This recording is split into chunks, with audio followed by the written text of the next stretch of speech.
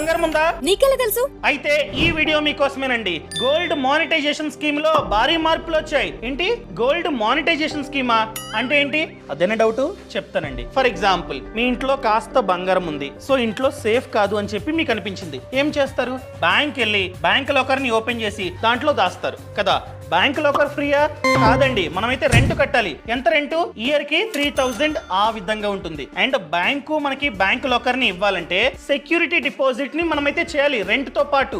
FD అనమాట. So 10 years తర్వాత అసలు ప్లస్ వడ్డీ ఇచ్చేస్తారు. అంటే లాకర్ ని ఎప్పుడైతే క్లోజ్ చేస్తారో అప్పుడు అసలు ప్లస్ వడ్డీ ఇస్తారు. గోల్డ్ మానిటైజేషన్ స్కీమ్ అంటే ఏంటంటే మనం ₹1 కూడా డిపాజిట్ చేయాల్సిన అవసరం లేదు, ₹1 కూడా రెంట్ కట్టాల్సిన అవసరం లేదు. మన బంగారాన్ని మనం కనుక ఈ స్కీమ్ పేరు చెప్పి డిపాజిట్ చేస్తే బ్యాంకే మనకి రివర్స్ లో వడ్డీ ఇస్తుంది. సో 2.5% వరకు బ్యాంకు మనకైతే వడ్డీ ఇస్తుంది. అదే ఈ స్కీమ్.